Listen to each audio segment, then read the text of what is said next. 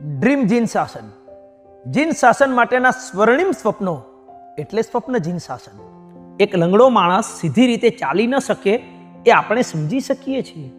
એને ત્રાસો ચાલતો પગ આપણને વાગી જાય તો આપણે સહી શકીએ છીએ. કોઈ એના પર આક્રોશ કરે તો આપણે એનો બચાવ કરી શકીએ છીએ.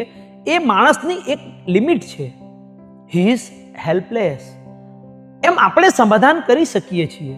But why can not we understand કે કોઈ માણસ જીભથી લંગડો હોઈ શકે છે, કોઈ મનથી લંગડો હોઈ શકે છે. એને સમજવો, સહેવો, એનો બચાવ કરવો ને સમાધાન કરવું એ આપણી ફરજ છે. પોસ્ટ 10મીનો અઠ્ઠમ કરવો સહેલો છે.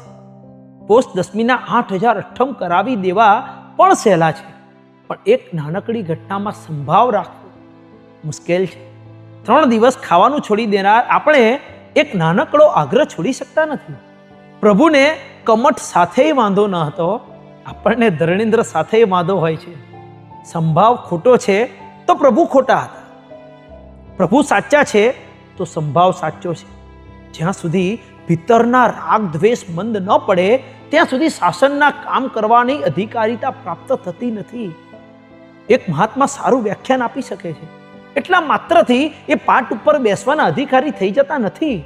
જો પછી પ્રશંસા સાંભળીને ભયાનક અહંકાર થતો હોય તો એ મહાત્મા માટે પાઠનો અર્થ સપાટ સિવાય બીજું કાંઈ જ નથી.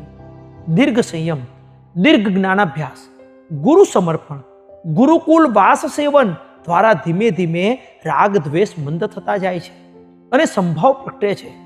આ વાત આપણે સૌએ પણ યથાયોગ્ય સમજવી જોઈએ.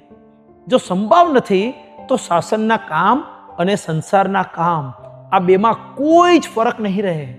ચાલો એ संभाव ने आत्मस्थ करिए. जिन शासन के अनेक क्षेत्रों में हो रहे अनगिनत कार्यों को लोगों तक पहुंचाना तथा भगवान महावीर स्वामी की बातों को, उनके सिद्धांतों को जन जन तक पहुंचाना, यही एकमात्र उद्देश्य वाइब्रेंट जिन शासन का है. हमारे साथ जुड़ने के लिए चैनल को सब्सक्राइब करना न भूले. नमोस्तु तस्मै जिन शासनाय.